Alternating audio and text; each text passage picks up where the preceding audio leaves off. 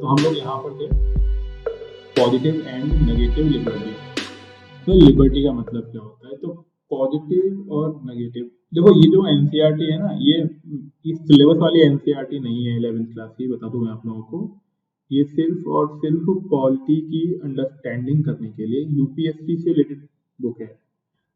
हालांकि आपको एनसीईआरटी की साइट पे मिल जाएगी, लेकिन ये वो बुक नहीं है जो सिलेबस में पढ़ाई जाती है। इसमें क्या है, आपकी अंडरस्टैंडिंग डेवलप कराई जाती है इसके अंदर कि क्या होता है। तो अब इसमें देखो पॉजिटिव और नेगेटिव लिबर्टी, तो मैंने बता ही दिया था जैसे लास्ट टाइम में आपको कि पॉजिटिव लिबर्टी तो ये है कि आप अपनी लिबर्टी का यूज करें और वो उससे किसी दूसरे को नुकसान ना हो।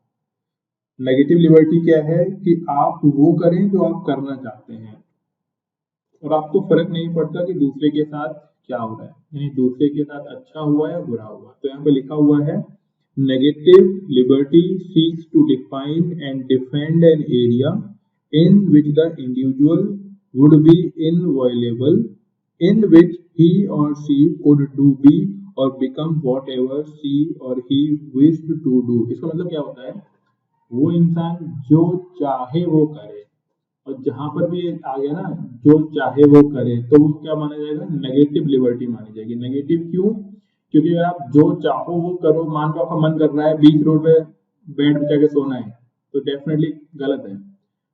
तो इसे हम लोग क्या बोलेंगे, नेगेटिव लिबर्टी, है ना। हमारी कंट्री एक डेमोक्रेटिक कंट्री है जो कि पॉजिटिव लिबर्टी को सपोर्ट करता है। किसको सपोर्ट करेगा, पॉजिटिव लिबर्टी को, नेगेटिव लिबर्टी को नहीं। और पॉजिटिव और नेगेटिव में डिफरेंस क्या है, पॉजिटिव जहां पे आपको दूसरे का भी ध्यान रखना है, नेगेटिव जहां पर आपको जो लगता है जो चाहो वो करें, तो उसे हम लोग क्या बोलेंगे, नेगेटिव लिबर्टी।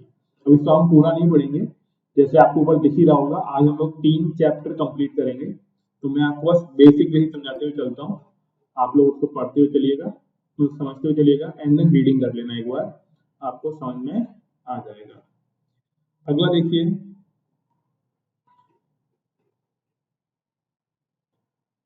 नेक्स्ट समझेंगे अभी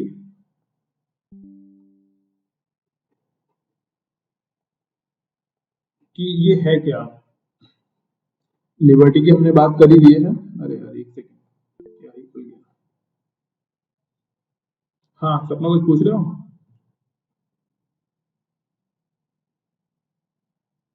सपना मिश्रा, ठीक है। तो देखो होता क्या है, कभी भी डिग्निटी कॉम्प्रोमाइज नहीं होनी चाहिए किसी की भी। अगर डिग्निटी कॉम्प्रोमाइज हो गई तो फिर हम लोग प्रॉपर्टी लिबर्टी नहीं मान पाएंगे। और हमारी कंट्री में आपको मालूम भी है हर किसी को फ्रीली रहने का राइट है ना, लिबर्टी के साथ। अगर लिबर्टी नहीं मिल पा रही है तो उसे हम लोग नहीं मानेंगे।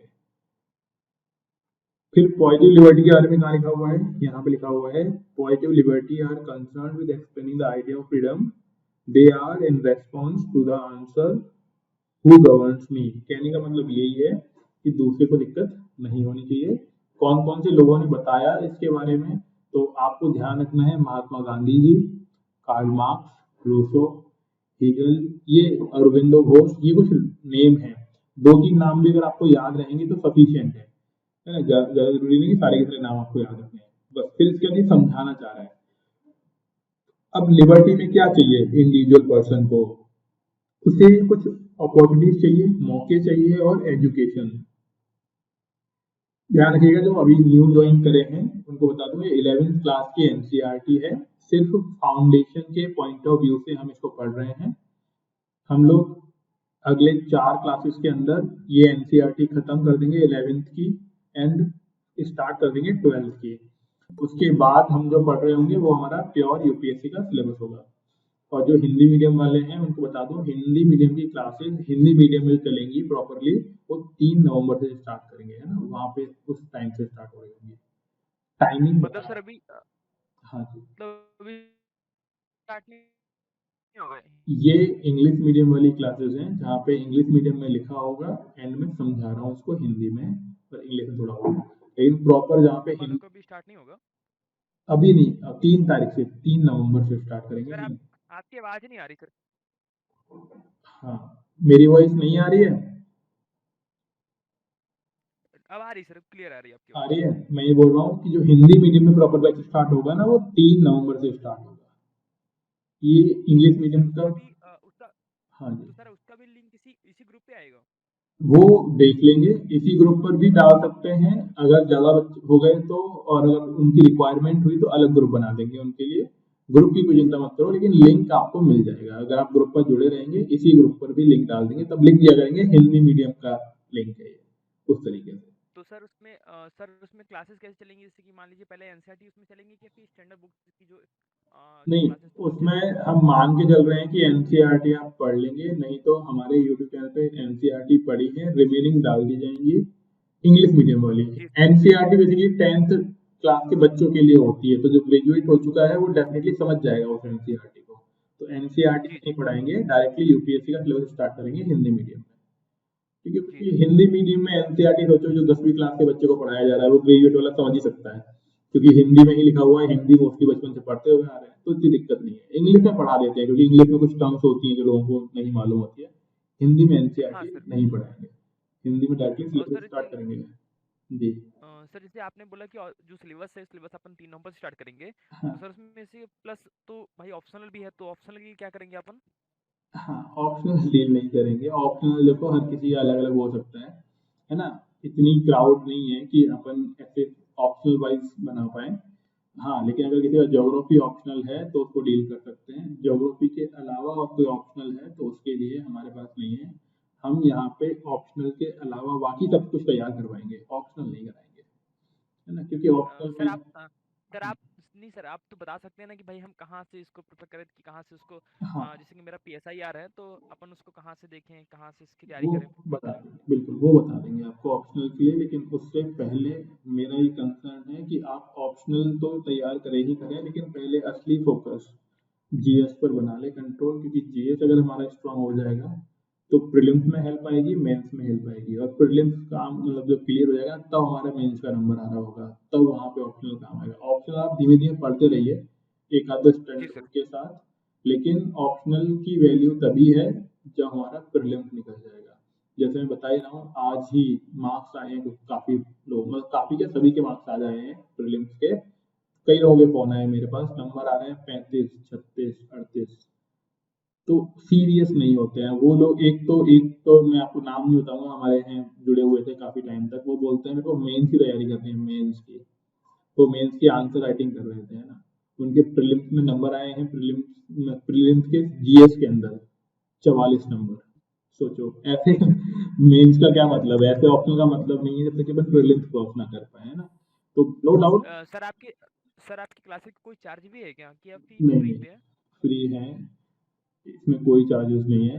अगर आप टेस्ट सीरीज ज्वाइन करेंगे तो उसका चार्ज होगा। जहाँ पे टेस्ट सीरीज होगी उसमें आप टेस्ट देना चाहेंगे तो दीजिए, वो कोई मैंडेटरी नहीं है। क्लासेस सारी फ्री हैं, ठीक है? आप जी क्लास सर। करें। अगर आपको टेस्ट देना है तो टेस्ट वाली चीज़ पेड होगी, बस, और उसके अलावा कोई चीज़ नहीं है। सर जी। सर एक्चुअली जो हमें मतलब प्री में जो कट ऑफ डिसाइड करते, तो लाइक जीएस पेपर को पकड़ कर ही करते या सी जी। सेट के जी। साथ? जीएस का काउंट होता है, सी सेट में क्वालिफाइंग नंबर चाहिए होते हैं 33%, इसका मतलब होता है 200 में से 66.67 नंबर।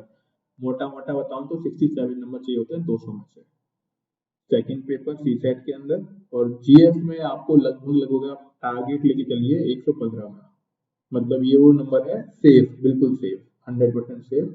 115 का टारगेट लेके चलिए, इतना तो अपन को आना ही चाहिए, तभी अपना प्रीलिम्स क्रॉस होगा। सर जैसे कि सर जो अपना प्रीलिम्स पेपर सेकंड नंबर है, जीएस सेकंड, तो हम्म। सर उसमें जो सीसैट है सर, तो सीसैट में ऐसे कॉलिंग जो है सर, उसके लिए अपन क्या करें कि सी कंप्रीहेंशन या फिर सी सेट पास का। करना है? हाँ, सी सेट का मैथ और रीजनिंग वाला पार्ट हम ऑलरेडी पढ़ चुके हैं। अगर आपने हमारा यूट्यूब चैनल डाउन मतलब सब्सक्राइब कर रखा है, नहीं है तो मैं लिंक आपको भेज दूंगा, वहाँ पे जीएस को सी सेट के मैथ और रीजनिंग के कंप्लीट क्लासेस करा दी गई हैं, फ्री ऑफ कॉस्ट अवेलेबल है, आप वहाँ से सीख लीजिए। बुक जी हमने सर। टेलीग्राम ग्रुप पर डाली हुई है, एक सी सेट की 2 बुक डाली हुई है आई थिंक। उन 2 बुक की आप प्रैक्टिस कर लीजिए, आपका सी सेट क्लियर हो जाएगा। 1% भी चांसेस नहीं है कि सी सेट ना निकले, सी सेट की गारंटी है सर 100%। सर जो आपने सर आपने जो ग्रुप पे बुक डाल रखी है सर, उसको आप एक बार रिकवर कर दिए सर, दोबारा देखने को मिल जाएगा। कि आप टेलीग्राम चैनल पर हैं आप? हाँ सर, मैं हूँ। ठीक है, तो उसमें आप अगर फाइल्स में जाएंगे ना, तो फाइल्स में आपको सारी चीजें मिल जाएंगी टेलीग्राम चैनल पे। फाइल्स में जाके चेक करिए ओ, एक बार। जी सर। है ना? नहीं हो तो आप मेरे को मैसेज कर दीजिएगा, मैं आपको पर्सनली भेज दूंगा। और सर एक प्रॉब्लम ये होती है ना कि जैसे जब अपन जीएस की स्टार्टिंग करते हैं, जीएस स्टार्ट करते हैं, तो सर एक प्रॉब्लम होती है आंसर राइटिंग की। तो सर उसके लिए क्या कैसा है कि क्या कैसे कब आंसर राइटिंग करनी चाहिए अपन को? बिल्कुल, मेरा मानना ये है कि अगर आपको बेसिक आइडिया है सब्जेक्ट का, बेसिक आइडिया मतलब एटलीस्ट आपने एनसीईआरटी पढ़ ली है और एक बार आपने उसकी एक कोई सी भी स्टैंडर्ड बुक रीड कर ली है, उसके बाद आंसर राइटिंग करनी चाहिए। क्योंकि जब तक आपने चीजें पढ़ी ही नहीं है, आंसर राइटिंग कैसे करोगे? आंसर्स लिख ही नहीं पाएंगे आप। जैसे कि हम हिस्ट्री की बात करें, तो आप हिस्ट्री के अंदर एनसीईआरटी एक बार रीड कर लो, और मॉडर्न हिस्ट्री की अगर हम बात कर रहे हैं तो स्पेक्ट्रम बुक। अब उसके बाद आप आंसर राइटिंग करिए, क्योंकि जब आपके पास कंटेंट ही नहीं है तो आप आंसर में लिखोगे क्या? है ना? मान सर लीजिए क्या आप। हिस्ट्री की सर हम्म। क्या हिस्ट्री में सर इस स्पेक्ट्रम को पढ़ना कंपलसरी? जैसे कि मेरे पास तो बिपिन चंद्र है, पढ़ रखा है। देखिए सर, पढ़ने को तो आप जो मर्जी है वो पढ़ सकते हैं, वो आपकी चॉइस है। हम यहाँ पे वो मिनिमम बुक रेफर करते हैं कि भैया इससे हमारा सिलेक्शन भी हो जाएगा और कम से कम पढ़ना पड़ेगा। और जहाँ तक मुझे लगता है, हिस्ट्री में मॉडर्न हिस्ट्री के लिए, बाकी आप किसी कहीं पर भी अगर आप पता भी करेंगे तो मालूम पड़ेगा आपको कि हिस्ट्री के अंदर जो मॉडर्न हिस्ट्री वाला पार्ट है उसके लिए स्पेक्ट्रम सफिशिएंट बुक है। इसको ही अगर आपने ढंग से पढ़ लिया तो उसके अलावा आपको कुछ भी पढ़ने की रिक्वायरमेंट नहीं है। स्पेक्ट्रम एंड एनसीईआरटी, एनसीईआरटी तो है ही, क्योंकि उससे आपको बेसिक समझ विकसित होती है, मतलब समझोगे चीजों को कि पढ़ना क्या है, कैसे समझना है वो। जी सर, मॉडर्न हाँ। हिस्ट्री के लिए सिर्फ और सिर्फ स्पेक्ट्रम, बस इतना ही कर लेंगे, उसमें गलतियां नहीं होंगी। हम यहाँ पे इस जी तरह से सर। डील करते हैं कि कम से कम पढ़ें बट बार बार पढ़ें। बार बार इन द सेंस कम बुक लेकिन मल्टीपल रिपीटेशन होना चाहिए। क्योंकि अगर आपने बहुत कुछ पढ़ जी लिया सर। बट याद ही नहीं रहा तो वो वेस्ट है। कम पढ़िए बट याद रखिए, तो तो वो काम आएगा अपने। बाकी आपके अपने और सर जो ओपिनियन। 3 नवंबर से जी। सर जी। सर 3 नवंबर से जो क्लासेस स्टार्ट होने वाली हिंदी मीडियम की, तो हम्म। सर उसमें कौन कौन सी क्लासेस स्टार्ट की जाएंगी सर? वहाँ पे हम ज्योग्राफी, किस किस सब्जेक्ट की? ज्योग्राफी से स्टार्ट करेंगे। जियोग्राफी स्टार्ट करेंगे। ज्योग्राफी से स्टार्ट जी सर। और सर क्लासेस कितने घंटे की रहेंगी दिन की? करेंगे, लगभग 1.5 घंटे के आसपास। और टाइमिंग ये रहेगा नाइट पे? टाइमिंग नाइट का ही रहेगा, हाँ। टाइमिंग थोड़ा बहुत फ्लक्चुएट कर सकता है लेकिन नाइट में ही रहेगा मोस्ट प्रोबेबली। और जी सर। 1.5 घंटे के आसपास की क्लास रहेगी। जी सर। ठीक है। Okay sir. अब करें कंटिन्यू आगे। बाकी आप सुन सकते हैं, यहाँ हाँ पे सर, ओके काम सर, की ही थैंक चीज यू। है आपकी। आप सिर्फ हिंदी में ही बोल रहे हैं आप। जी जी, हाँ। और बेसिक थोड़ी बहुत इंग्लिश आनी भी चाहिए, यूपीएससी के अंदर इंग्लिश का ही पेपर होता है वो qualify। हाँ सर, कभी कभी तो पेपर्स ऐसे आप पूछे मतलब उसको क्वेश्चन ऐसे आ जाते हैं कि सर कि उसका जो ट्रांसलेट जो हिंदी पे रहता है, वो इंग्लिश का इंग्लिश। जो हिंदी पे हाँ, ट्रांसलेट रहता है वो गलत रहता है वो कभी कभी। और बिल्कुल इंग्लिश वाला एकदम परफेक्ट राइट रहता है वो, तो अपन इंग्लिश को पढ़ के अपन सॉल्व करेंगे तो वो बेटर रहेगा। अपन उस बिल्कुल पर आंसर सही तरीके से लिख सकते हैं। बिल्कुल, मैंने बताया हुआ है बहुत बार। उसमें लिखा हुआ भी रहता है, कोई भी डिफरेंस आने पर इंग्लिश वाला जो वर्जन है वही सही माना जाएगा, हिंदी वाला नहीं माना जाएगा। यूपीएससी क्लियर जैसे कट कि लिखता कुछ है। शब्द होते हैं ना जैसे कुछ शब्द होते हैं जो देवनागरी में लिखे होते हैं ना, तो वो काफी ज्यादा हेल्पफुल होते हैं। बिल्कुल। जी। ठीक है, अब देखिए यहाँ पे तो पॉजिटिव लिबर्टी और नेगेटिव लिबर्टी के बारे में हमने बात कर लिया।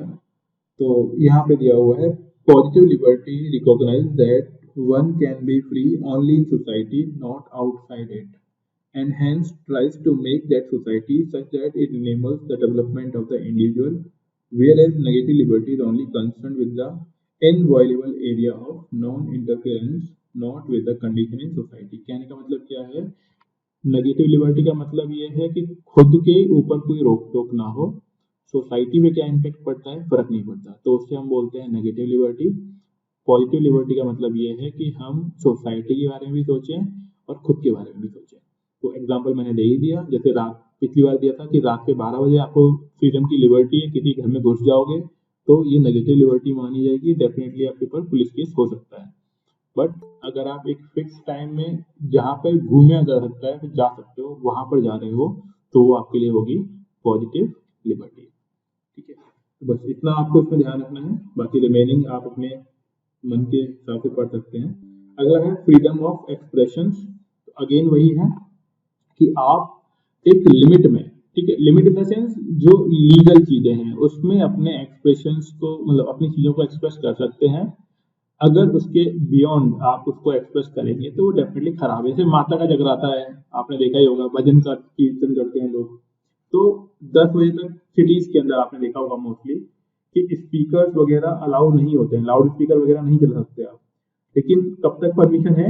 10 बजे तक की। तो उसी को हम लोग बोलते हैं फ्रीडम ऑफ एक्सप्रेशन, कि आप जो भी फील कर रहे हैं उसके एक्सप्रेस करने की भी एक लिमिटेशन है। और ये सब कुछ कहाँ दिया हुआ है? फंडामेंटल राइट्स के अंदर, है ना, FR, जिसे हम लोग पढ़ेंगे। अगेन वही है, पॉजिटिव और नेगेटिव लिबर्टी में ये भी आता है। अब देखो ये चीज है ना, कहीं भी यूपीएससी में पूछी नहीं जाएगी। अगर किसी के मन में ये आ रहा है ना ख्याल कि कैसे पूछेगा यूपीएससी के अंदर, तो ये पूछेगा नहीं। ये सिर्फ और सिर्फ चीजों को पढ़ने में आपकी हेल्प करेंगे ये सब चीजें। जैसे कि कहने की बात यह है, जो ये वाली बुक है ना 11th क्लास की, ये कहीं भी डायरेक्टली नहीं पूछते हैं। इससे आपकी थॉट्स डेवलप हो जाएंगे कि आप कैसे समझते हैं चीजों को। ठीक है, इसमें एक टर्म लिखा हुआ है जस्टिफाइएबल। जस्टिफाइएबल यानी जिसके नहीं मिलने पर आप कोर्ट में जा सकते हो, उसे बोलते हैं जस्टिफाइएबल, है, जस्टिस मिलनी चाहिए जिसके रिगार्डिंग। बस रिमेनिंग इतनी रिक्वायरमेंट नहीं है। और फिर एग्जाम्पल दिया हुआ है दीपा मेहता का, जो फिल्म मेकर है, wanted a film about widows in Varanasi. तो देखो अब सिंपल सी बात है, विडोज इन वाराणसी के ऊपर फिल्म बनानी है, तो आपने कई बार देखा भी होगा, मूवीज को लेकर काफी पंगे हो जाते हैं, रिवॉल्ट हो जाता है, दंगे हो जाते हैं। कई बार हिस्टोरियन बोलते हैं कि हिस्ट्री से छेड़छाड़ कर दी। कई बार ये होता है कि हिंदू देवी देवता या किसी और रिलीजन के देवी देवताओं के साथ, मतलब एक तरीके से डिसग्रेसफुल काम कर दिया गया, है ना, वो सब कुछ बातें हो जाती है। तो इसमें हमें ध्यान रखना चाहिए कि हमें दो, इंडियन कॉन्स्टिट्यूशन तो ये बोलता है कि अगर चीजें सही तरीके से एक्सप्रेस की जाएं फॉर नॉलेज पर्सपेक्टिव से, तो वो ठीक है, जब तक कि किसी को इंटेंशनली हार्म करने का मोटिव ना हो। ये ध्यान रखिएगा आप। हमारा इंडियन कॉन्स्टिट्यूशन क्या बोलता है कि इन सब चीजों पे तभी हमें ध्यान देना है जब किसी ने इंटेंशनली किसी को हार्म करने के लिए कोई काम किया है। अगर वो इंटेंशनली नहीं किया गया है तो क्रिमिनल ऑफेंस में नहीं आना चाहिए। तो जो मूवीज वगैरह है वो मोस्टली हमें मोरल देने के लिए बनाई जाती है, ना कि इंटेंशनली किसी को मिसबिहेव या फिर डिसरेस्पेक्ट करने के लिए होता है। तो वो चीज आपको थोड़ी सी ध्यान रखनी चाहिए, लेकिन तब भी पब्लिक ओपिनियन को ध्यान रखते हुए ऐसी चीजों से बचना ही चाहिए। वो सब चीजें यहाँ पे एक्सप्लेन की गई है ना, तो ये हमें रिक्वायर्ड नहीं है। आपको ध्यान रखना है, फ्रीडम ऑफ एक्सप्रेशन का मतलब ये है कि प्रिंट मीडिया, है ना, ऑडियो वीडियो, जो भी मीडिया फॉर्म होते हैं जिससे आप पब्लिक तक पहुंचना सकते हो, उसमें एक्सप्रेस करने की भी एक लिमिटेशन है। और एक एक्टिविस्ट रहे हैं बहुत फेमस, जिसका नाम है जॉन स्टुअर्ट मिल। किसी ने और कहीं नाम को सुना है इनका पहले कभी? अगर एनसीईआरटी ढंग से पढ़ी है तो वहां पे सुना होगा आपने। मैंने जेम्स, पढ़ा है सर, मैंने पढ़ा भी है, सुना भी है।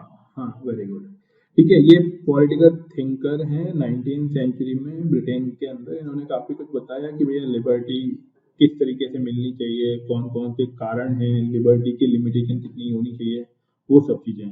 तो यहाँ पे लिखा हुआ है ये सब कुछ। हालांकि आप बस पढ़िएगा इसको, है ना, मैं आपको हल्की हल्की आइडिया दे रहा हूँ, क्योंकि अगर पूरा पढ़ाने बैठे ना तो ये वहां पे दोबारा से आएगा जब लोग मेन सिलेबस कर रहे होंगे। तो बस आप पढ़ें एक बार, क्योंकि एनसीईआरटी है, इजी टू अंडरस्टैंड होती है, सबसे इजी बुक होती है एनसीईआरटी। तो यहाँ पे बताना चाह रहा है कि देखो एब्सलूट लिबर्टी किसी को भी नहीं मिलती है ना। किसी को लगता है ना कि एब्सलूट लिबर्टी है, तो वो कभी किसी को नहीं मिलती। एब्सलूट लिबर्टी का मतलब होता है कि किसी भी केस में आपकी लिबर्टी आपके साथ रहेगी। अब ऐसा नहीं होता, जैसे कि मान लीजिए कि कंट्री में लगा हुआ है कर्फ्यू या फिर कंट्री में लगा हुआ है इमरजेंसी, तो उस केस में डेफिनेटली लिबर्टी क्या हो जाएगी आपकी? सस्पेंड हो जाएगी। तो वो कुछ ऐसे ही यहाँ पे समझाना चाह रहे हैं कि हकीकत में फ्रीडम है क्या, है ना। तो उनके लिए बहुत सारे एग्जाम्पल दिए हुए हैं। अब ये पूरी कहानी पढ़नी नहीं है क्योंकि बहुत बोरिंग चीज है और काम की भी नहीं है। आगे देखिए, फ्रीडम को समझाना चाह रहे हैं फिर से वही। और आप देखेंगे तो बड़ा आपको लग रहा होगा कि एक ही बात को घुमा रहा है। हाँ, इसमें ना हर एक चैप्टर में एक चीज ली गई है। इसमें देखो फ्रीडम है, अगला वाला मैं आपको दिखा देता हूँ। अगले वाले में देखो क्या है, इक्वालिटी है, वहां पे इक्वालिटी की बात करेगा। उसके बाद देखो सोशल जस्टिस है नेक्स्ट चैप्टर में, फोर्थ में। और फिर उसके बाद देखोगे आप तो यहाँ पे आपको मिलेंगे राइट्स, तो पॉइंट इज दैट कि ये समझाना चाह रहा है कि क्या क्या चीज हमारी जिंदगी में हमारे लिए जरूरी है ना। तो ऐसे परेशान नहीं होना है कि आपको लगे कि यार कुछ आउटकम तो निकल ही नहीं रहा, इसका आउटकम है। बेसिकली वो आपको बहुत सारे एग्जाम्पल देके और एक ब्रॉड आइडिया प्रोवाइड कर रहा है कि फ्रीडम किसे बोलते हैं। Got it? बात समझ पा रहे हैं आप मेरी? अब इसमें हाँ ध्यान, सर आ रही है। ठीक है, अब इसमें देखिए ये लास्ट पैरा आप पढ़ लीजिएगा, बहुत ही इंपॉर्टेंट है, जो ये मार्क कर रहा हूं मैं। लिखा हुआ है our capacity to make the right choices. हमें हमेशा किस तरीके से चॉइसेस चूज करनी है, लेनी है, to access in a reasoned manner available option. हमेशा हमारे पास कुछ ऑप्शंस अवेलेबल होते हैं, हम फिर रीजनिंग लगाते हैं उसमें। रीजनिंग यानी प्रॉफिट एंड लॉस, कितना हमारे लिए बेनिफिशियल और कितना हमारे लिए खराब। And shoulder the responsibility of our actions, और फिर हम उसके अकॉर्डिंग अपना काम करते हैं या फिर अपने कंधे में जिम्मेदारी लेते हैं। Have to be built through education and cultivation of judgment just as much as it needed to be nurtured। अब देखो, जो इंसान जितना ज्यादा पढ़ा लिखा है, जो जितना ज्यादा समझता है सोसाइटी को, वो उतना ही अच्छा जजमेंट ले सकता है। जो कम पढ़ा लिखा है, समझता नहीं है, वो जजमेंट खराब लेगा। जैसे एक छोटा सा बच्चा है, मान लीजिए पांचवी क्लास का, चौथी क्लास का कोई बच्चा है, उसको आप बोलोगे कि भैया गर्म है मत छुओ, है ना, दूध गर्म, वो छू सकता है, ग्लास गर्म छू सकता है, फिर उसके बाद वो जल जाएगा हाथ, वो अपन मना करेंगे वो वाला काम करेगा। क्यों? वो जजमेंट नहीं ले पा रहा है। जजमेंट क्यों नहीं ले पा रहा है?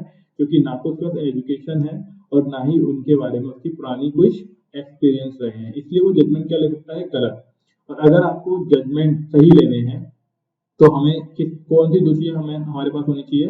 पहला एजुकेशन, और दूसरा हमने पहले पास्ट में कोई चीज को एक्सपीरियंस किया हो, ठीक है। और इसी से हम नर्चर करते हैं। नर्चर मतलब हमारी सोसाइटी को ग्रो करते हैं कि भैया सोसाइटी और स्टेट किस तरीके की होगी।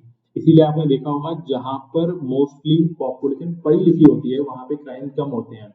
जहां पर मोस्टली पब्लिक कम पढ़ी लिखी होगी वहां पे क्राइम रेट ज्यादा होती है। और यहाँ पे मैं क्राइम रेट की बात कर रहा हूँ फिजिकल क्राइम से, मार काट वाले टाइप के क्राइम, ठीक है ना। तो ये चीज हुई यहाँ पे सोसाइटी के रिगार्डिंग। अब ये बस इतना ही चैप्टर था, देन इसकी एक्सरसाइज है।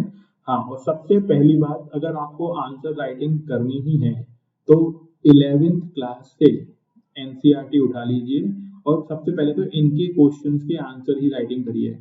पहला एक्सरसाइज आपका यही होना चाहिए कि जो एनसीईआरटी में 11th क्लास और 12th क्लास की एनसीईआरटी के एंड में जो क्वेश्चन दिए हुए हैं उन्हीं की आंसर राइटिंग करें। सबसे पहली चीज तो आपको यहाँ पे ये करनी चाहिए। तो यहाँ पे ये क्वेश्चन दिए हुए हैं, आराम से आप चैप्टर पढ़ें, देन इसका एक्सरसाइज करें। तो ये था फ्रीडम, क्योंकि हमने ये लास्ट क्लास में भी किया था चैप्टर, इसीलिए हमारा ये भी कंप्लीट हो गया। अब नेक्स्ट चैप्टर पे आते हैं हम लोग। नेक्स्ट चैप्टर जो हमारा है वो मैंने अभी आपको दिखाई था, चैप्टर नंबर 3, इक्वेलिटी।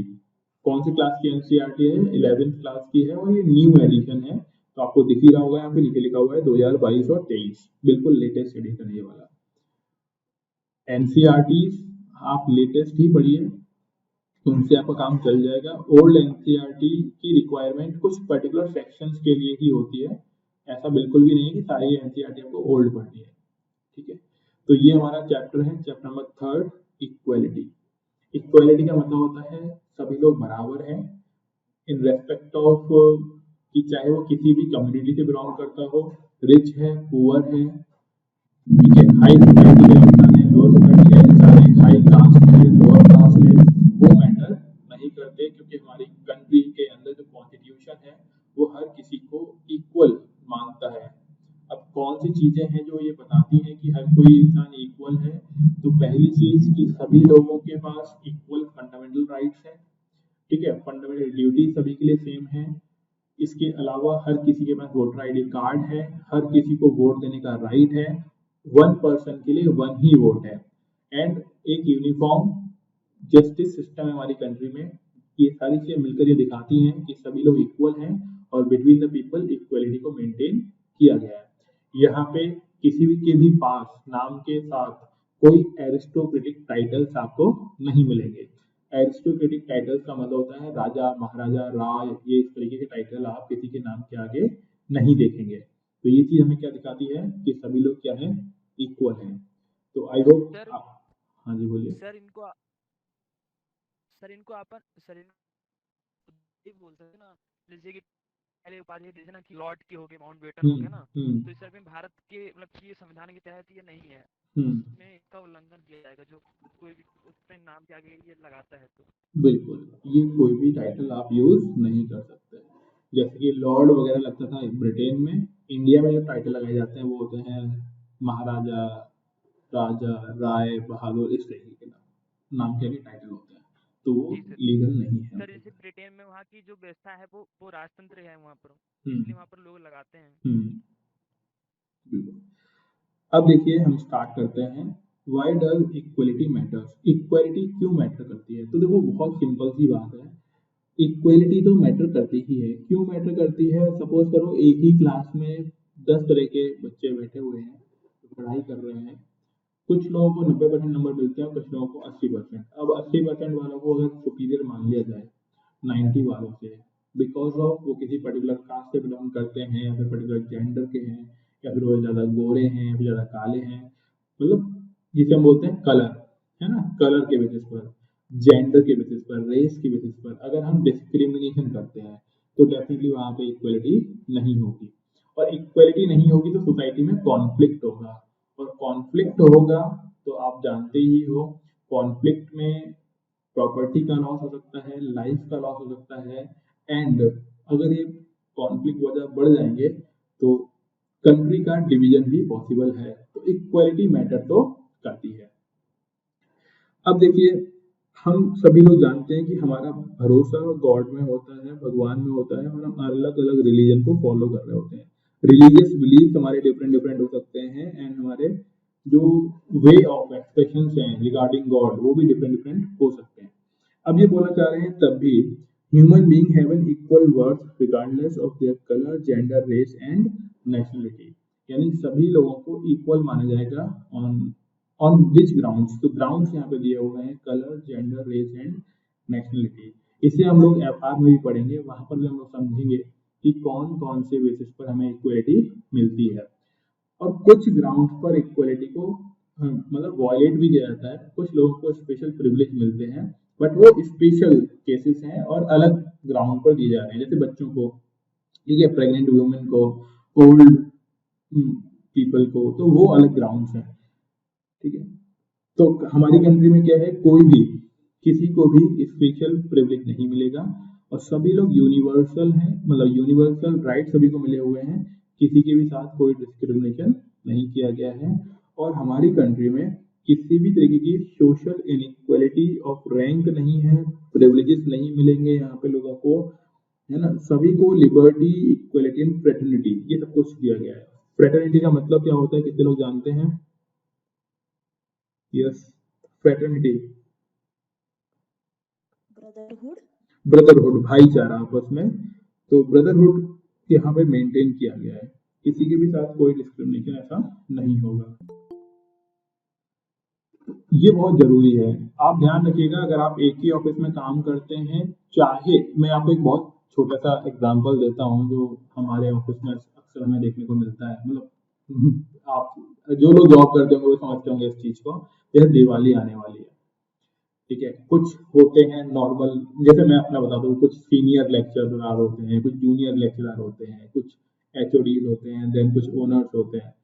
अब दिवाली पे जब बोनस मिलने वाला है या गिफ्ट मिलने वाला है तो हर कोई उम्मीद करता है कि बराबर बराबर मिलना चाहिए, किसी के साथ डिस्क्रिमिनेशन ना हो, मतलब छोटा इंसान भी सोचता है, जैसी मतलब छोटा इंसान आई मीन मतलब जिसकी पोस्ट वहां पे छोटी है, इंसान सब बराबर होते हैं, एंड जो बहुत ऊंची पोस्ट पर है उससे भी मीडियम वाला सोचता है कि यार एटलीस्ट गिफ्ट तो बराबर बराबर मिले, तो यहाँ से ये इक्वलिटी स्टार्ट होती है, और मोस्टली जो अच्छे कंपनी ओनर्स होते हैं वो मान के चलते हैं कि यार एटलीस्ट इस टाइम पर तो इक्वलिटी मेंटेन करनी है। और आप सोच के देखो खुद ही, अगर आप एक ही ऑफिस में काम करते हैं और ऐसे टाइम पर अगर किसी को अच्छा और किसी को लोअर मिलेगा तो डेफिनेटली आपके मन में क्या होगा, थोड़ा खटास जिसे हम लोग बोलते हैं वो आएगा, या फिर डिस्क्रिमिनेशन वाला फील आ जाएगा, और मन में थोड़ा सा एंगर बढ़ जाता है, मन ही मन आप कुछ ना कुछ उसको अच्छी अच्छी बातें बोल सकते हो, वो सब बातें। तो इसीलिए liberty, equality and fraternity maintain करना बहुत जरूरी है, और जहां भी ये नहीं हुआ है वहां पे आप देखेंगे रिवॉल्ट देखने को मिलेगा आपको, और आपस में स्ट्रगल देखने को मिलेगा, और यही कारण है कि इंडिया में ब्रिटिशर्स के अगेंस्ट इंडियंस ने रिवॉल्ट कर दिया था, क्योंकि वो इक्वलिटी मेंटेन नहीं कर पाए थे। अगर वो इक्वलिटी मेंटेन करते थे तो कोई दिक्कत ही नहीं थी, ठीक है। और ये हमेशा एंटी कॉलोनियल रहेगा कि किसी दूसरे ने सप्रेस किया हुआ है तो डेफिनेटली राइट्स नहीं मिल रहे होंगे इक्वल, और जब राइट्स नहीं मिलेंगे तो वहां पे कॉन्फ्लिक्ट आपको देखने को मिलेगा ही मिलेगा। ठीक है, मैं आपको सिर्फ मेन चीज समझा रहा हूँ, बाकी आप पढ़ सकते हैं। हमारे कंट्री में आपने मोस्टली देखा ही होगा कि फीमेल के साथ डिस्क्रिमिनेशन हो रहा है, और फीमेल में भी अगर फीमेल दलित है तो डिस्क्रिमिनेशन या फिर इनजस्टिस होने की पॉसिबिलिटी बढ़ जाती है। अब injustice in terms of society, not by the Indian justice system like court. अब यहाँ पे आपको देखने को मिलता है कि सोसाइटी में भी हमारे यहाँ पे इक्वालिटी नहीं है, एक इनइक्वालिटी देखने को मिल जाती है। हालांकि इंडियन कॉन्स्टिट्यूशन दे रहा है, लेकिन तब भी आप इनइक्वालिटी देखते हैं। अब वो कैसे देखते हैं, तो यहाँ पे 2-3 एग्जाम्पल दिए हुए हैं कि एक तो सोसाइटी में यही है कि जो दलित फीमेल है, नॉर्मल है, उनमें डिस्क्रिमिनेशन है। इसके अलावा जो स्लम्स वगैरह एरिया में रहते हैं, जो लग्जरियस हाउसेस में रह रहे हैं, वो भी डिफरेंसेस है। स्कूल्स की अगर हम बात करते हैं तो गवर्नमेंट स्कूल्स में नॉर्मल क्लासरूम होते हैं, प्राइवेट स्कूल्स में आपको देखने को मिलेगा एयर कंडीशनर है। तो आप सोचो, एग्जाम तो लाइक सीबीएसई ले रहा है या स्टेट बोर्ड ले रहा है, वो दोनों ही बच्चों को इक्वल तरीके से जांच रहा है, लेकिन एक बच्चा बहुत ही खराब कंडीशन में पढ़ रहा है और एक बच्चा एयर कंडीशनर क्लासरूम में पढ़ रहा है। तो वो क्या लगता है किसकी एफिशिएंसी ज्यादा अच्छी होगी? क्लासरूम जिसके एयर कंडीशनर है वो ज्यादा अच्छे नंबर लेके आ पा रहे होंगे, या फिर जिनकी कंडीशन बहुत खराब है स्कूल की, वो लोग ज्यादा अच्छे नंबर लेके आ रहे होंगे? क्या लगता है आप लोगों को? सर जो एयर कंडीशन पे, हाँ, अगर हम बहुत ही ज्यादा ऑप्टिमिस्टिक हैं तो हम बोल सकते हैं कि यार वो मेहनत करेंगे, वो क्योंकि वो खराब कंडीशन में पढ़ रहे हैं। नहीं, मेहनत वो भी कर रहा है जो एयर कंडीशन में बैठा हुआ है, और क्योंकि उसके लिए कंडीशंस फेवरेबल हैं तो डेफिनेटली वो अच्छा स्कोर कर पाएगा, है ना। मतलब ऐसा मान के चलते हैं। सेम थिंग है ड्रिंकिंग वाटर के लिए, फैसिलिटीज के लिए, टॉयलेट के लिए। तो जिनको अच्छा पानी, खाना पानी मिल रहा है तो वो तो डेफिनेटली हेल्दी रहेंगे ना। जिनको प्रॉपर फूड नहीं मिल रहा है तो दिक्कत है उनको, तो बीमार हो सकते हैं। बीमार होंगे तो पढ़ाई अफेक्टेड होगी तो अच्छा स्कोर नहीं कर पाएंगे। अब इन सब चीजों में अगर हम बात करें कि गवर्नमेंट इक्वलिटी मेंटेन करे तो नहीं कर पाएगा, है ना, क्योंकि गवर्नमेंट के हाथों की थोड़ा बाहर की बात है। लेकिन ऐसा भी नहीं कि बहुत ज्यादा बाहर की बात है, अगर डेवलप्ड कंट्री होती तो ये सब चीजें पॉसिबल थी। और जो डेवलप कंट्री है वहां पे ऐसा हो भी रहा है कि इक्वल वहां पे एजुकेशन मिल रही होती है हर किसी को, मतलब इक्वल कंडीशंस के अंदर। तो यहाँ पे ये दे रखा है कि economic inequality in India. Economic inequality का मतलब ये है कि कितनी अर्बन फैमिलीज और रूरल फैमिलीज हैं जिनको इलेक्ट्रिसिटी का कनेक्शन है, टैप वाटर मिल पा रहा है कि नहीं मिल पा रहा है, बाथरूम है कि नहीं है, टेलीविजन है कि नहीं है, उसका एक डेटा है रफली। तो इसमें परसेंटेज दिया हुआ है। हालांकि 100% ऑथेंटिक नहीं है ये, मतलब जेन्युइन नहीं है, लेकिन तब भी इससे आपको एक आइडिया लग जाएगा कि यार कौन लोग पॉजिटिव साइड पर हैं और कौन लोग थोड़ा सा लोअर साइड पर हैं।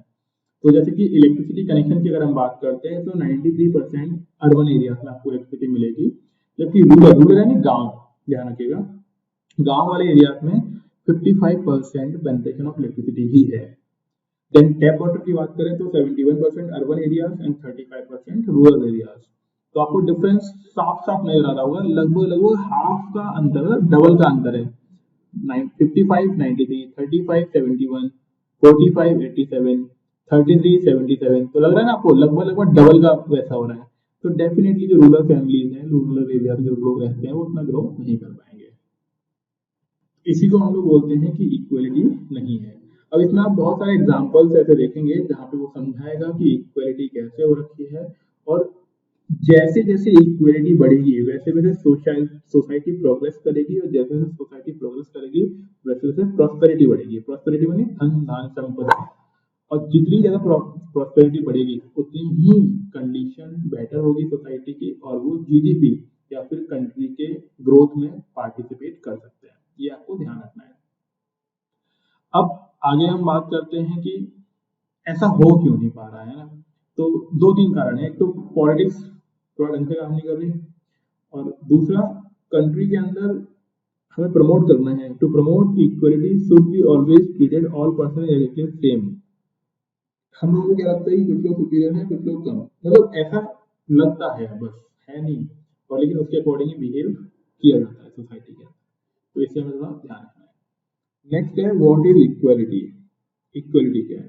तो इक्वलिटी क्या है, तो आपने देखा हुआ होगा, ऐसा पहले देखने को मिलता था, coloured served in rear, white and coloured. White मतलब जो प्रॉपर वाइट पीपल हैं उनके लिए बात की जा रही है। कलर्ड ड्रिंकिंग फाउंटेन के लिए यानी ड्रिंकिंग वाटर के लिए है। रेस्ट रूम के लिए देखो लिखा हुआ है व्हाइट ओनली, मतलब रेस्ट रूम में सिर्फ वही लोग जा सकते हैं जो व्हाइट है। तो इसे हम लोग क्या बोलते हैं, ये हमने नेल्सन मंडेला वाले चैप्टर में पढ़ा है ना, on the basis of skin colour. अगर हम डिस्क्रिमिनेशन करते हैं तो क्या बोलते हैं? हाँ जी, किसी को याद है क्या बोलते हैं? श्वेत श्वेत मतलब वॉइस प्रॉपर नहीं है ये आपकी, बट हाँ कुछ। हेलो हाँ हाँ बताइए। सर, आवाज कट कट के आ रही है आपकी।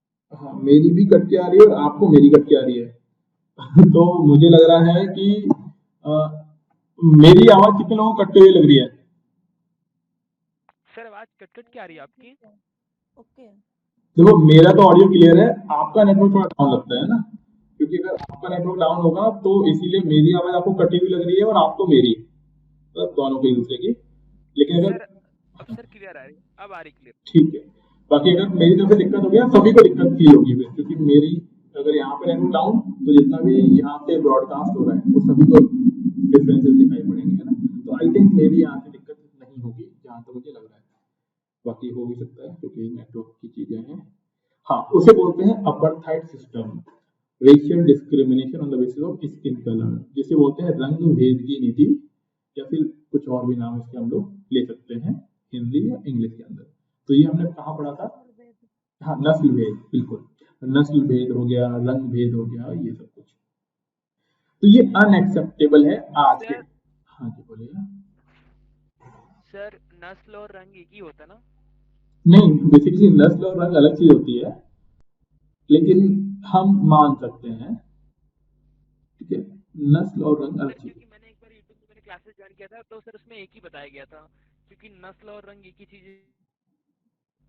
अच्छा तो ही मुझे पता है, इसलिए मैंने आपसे ठीक पूछा। है, अभी हम उस चीज में मतलब नहीं जाएंगे।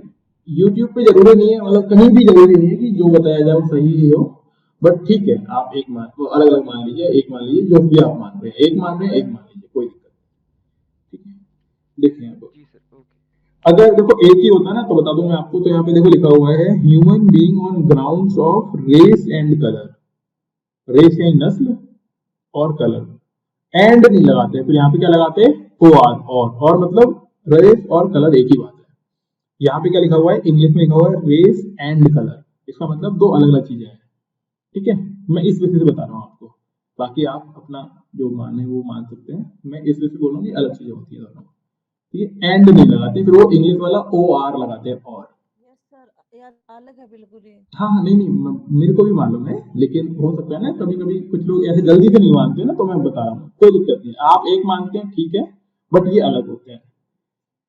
अब आगे देखिए, तो होता क्या है आज के टाइम में, अगर कोई भी इसके बेसिस पर डिस्क्रिमिनेशन कर रहा है तो ये अनएक्सेप्टेबल है, unacceptable in terms of society and in terms of Indian constitution, क्योंकि दोनों ही जगह पे इसे एक तरीके से अनएक्सेप्टेबल माना गया है और क्रिमिनल ऑफेंस भी है ये, है ना, कि भाई ये नहीं कर सकते, इसके लिए आपको पनिशमेंट मिल सकती है, और हम आगे पढ़ेंगे भी कि ये फंडामेंटल राइट्स में हमें गिवन है, और फंडामेंटल राइट्स अगर आपको नहीं मिल पाते हैं या फिर कोई आपको हार्म कर रहा है on grounds of fundamental rights, then आप कहाँ पे कर सकते हैं अपील? डायरेक्टली, जो पॉलिटी पढ़े होंगे बताओ, जिनको मैंने पढ़ाया है पॉलिटी, कहाँ पे अप्लाई कर सकते हैं, मतलब कहाँ पे कंप्लेंट कर सकते हैं? Supreme court, directly supreme court जा सकते हैं आप फंडामेंटल राइट्स नहीं मिलने पर, ठीक है। तो ये ऐसा है।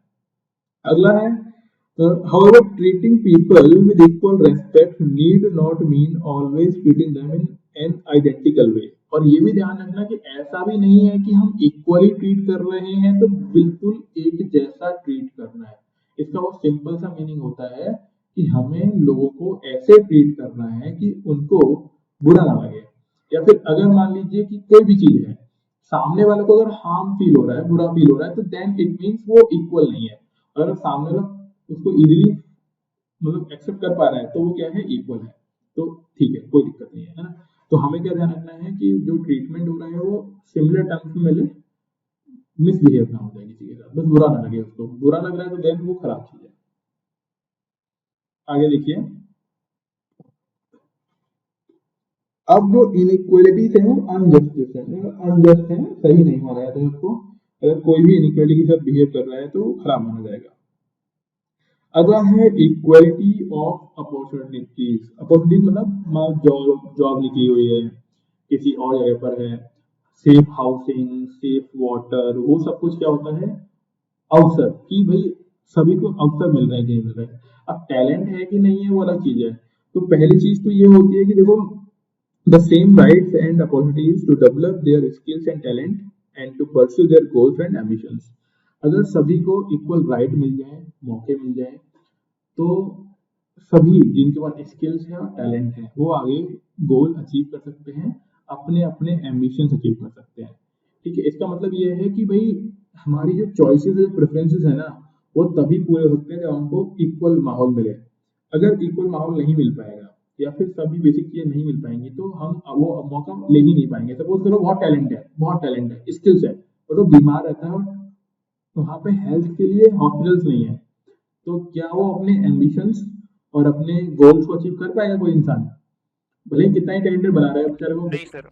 है ना, कोई बीमारी हो गई, अब उसके लिए हेल्थ हॉस्पिटल्स ही नहीं है, तो उसको कोई मतलब नहीं है। तो इसीलिए यहाँ पे लिखा हुआ है कि इक्वालिटी का मतलब भी यही है कि उसको जो बेसिक फैसिलिटीज है वो सभी इक्वल तरीके से मिले, है ना। स्किल्स, नॉलेज, ये सब कुछ तो है ही, लेकिन इसके साथ साथ हाउसिंग, सेफ ड्रिंकिंग वाटर, ठीक है, हॉस्पिटल, एजुकेशन, गुड फूड, वो सब कुछ रिक्वायर्ड है। अगर वो नहीं मिल पा रहा है तो भले ही अपॉर्चुनिटीज कितनी ही इक्वल दे दो, तब भी वो कुछ नहीं कर पाएगा। ठीक है, ये चीज ध्यान रखिए। अच्छा, एक चीज और बता दूं मैं आप लोगों को कि जैसे दिवाली आने वाली है, तो कई लोग ऑफ ऑफ के बारे में फोन मेरे को कर रहे थे, मैसेज कर रहे थे अभी। तो मैं बता दूं आपको कि जैसे कि हम लोग आज क्या है, ट्यूसडे है, ठीक है, थर्सडे से रेगुलर क्लास रखेंगे, थर्सडे से, ठीक है, रेगुलर 9:30, अरे थोड़ा एक काम ढंग से नहीं कर रहा है, 9:30 का टाइम ध्यान रखिएगा, रेगुलर बेसिस पर। अगर थोड़ा बहुत लेट हुआ 10, कब से? थर्सडे से। कब तक? 22 तक। ठीक है, तो थर्सडे से 22 मतलब कितने दिन हो गए? मतलब जो भी दिन हुए हैं, है ना, वो आप लोग ध्यान रख लीजिएगा। तो आपको रेगुलर आना है, ज्वाइन करनी है क्लास, थर्सडे से लेकर, थर्सडे है 13 का, 13 से 22 तक रेगुलर क्लासेस है। ठीक है, उसके बाद दिवाली का ऑफ रखेंगे, मतलब ऑफ इन द सेंस कुछ टुकड़े में कुछ छुट्टियां रखेंगे। तो वो छुट्टियां कब से कब तक हो सकती हैं? वो हो सकती हैं 22 से 31 के बीच में, कुछ दिनों की छुट्टी होगी, और एक दिन हो सकते हैं 3 या 4। ठीक है, तो अभी बता रहा हूँ, बाद में परेशान मत होइएगा कि छुट्टी क्यों कर दी। कुछ वो छुट्टी होगी, इसीलिए हम रेगुलर पढ़ा देंगे आपको। ठीक है, तो आपका लॉस नहीं होगा स्टडी का। क्लियर? कोई दिक्कत तो नहीं किसी को इसमें? तो सर क्लासेस का, नो सर, सर क्लासेस का टाइम सर क्या कहते हैं बढ़ेगा, मतलब कि 1.5 घंटे रहेगा, फिर 2.5 घंटे, 3 घंटे? नहीं नहीं, अभी क्या होता है ना, हम रेगुलर क्लास नहीं लेते हैं, वीक में 3 डे लेते हैं, 3 दिन। ठीक है, वीक जी में सर। 3 दिन लेते हैं। तो अभी क्या करेंगे, 22 तारीख से लगातार पढ़ाएंगे, मतलब 22 तारीख तक लगातार पढ़ाएंगे, 13 से। तो 13 से 22 लगातार पढ़ा दिया तो हो गया भरपूर्ति बराबर, है ना। जी सर। पॉइंट समझ गया ना कि 13 से। एंड सर मैंने जी। एंड सर मैंने आज फर्स्ट टाइम मैंने क्लास ज्वाइन किया है, हम्म तो बेसिकली मैं हिंदी मीडियम स्टूडेंट हूँ, लेकिन सर आपने जो पढ़ाया है तो काफ़ी अच्छा समझ में आया, क्योंकि मैंने एनसीईआरटी बुक्स मैंने एक बार पढ़ चुकी है ना, हम्म हम्म तो काफ़ी अच्छा समझ आ रहा है, हम्म। आपके कॉन्सेप्ट जो है एकदम क्लियर है सर। ठीक है, आप करिए, क्लास करिए रेगुलरली, आप फायदा ही होगा आपको, है ना, कोई दिक्कत नहीं है, आप बस पढ़ें। ठीक है, हाँ सर। आगे देखिए। तो ये आपको ध्यान रखना है ना, बाकी लोग इसमें ठीक है, मेहनत। हाँ सर बोलिए। ठीक है, हाँ, मैं ये बोल रहा था कि अपन है ना थर्सडे से 20 तो लगातार क्लास रखेंगे, और 9:30 के आसपास टाइम रखेंगे। तो फिर दिवाली के टाइम कुछ छुट्टियां रखेंगे ना, एक्चुअली मैं घूमने जा रहा सर हूँ। आपका सर आपका व्हाट्सएप ग्रुप भी है क्या? हाँ, व्हाट्सएप है, बट टेलीग्राम पे रहिए, ज़्यादा बेटर है। बाकी व्हाट्सएप भी है, मैं लिंक भेज दूंगा आपको, मैसेज कर देना आप मेरे को। हाँ सर, आपका नंबर ग्रुप उसमें होगा ना, ग्रुप पे, टेलीग्राम ग्रुप पे? हाँ हाँ, मिल जाएगा आपको, वो है ना 7838927443, ये नंबर है। Okay sir. सर आपके ग्रुप पे सर डेली जो भी होंगे मटेरियल वो तो मिल ही जाएंगे ना, ऑनलाइन जो भी हाँ, करंट अफेयर्स वगैरह जो भी है? करंट अफेयर्स अभी नहीं डाल रहे हैं, करंट अफेयर्स हम लोग नवंबर से डालना स्टार्ट करेंगे।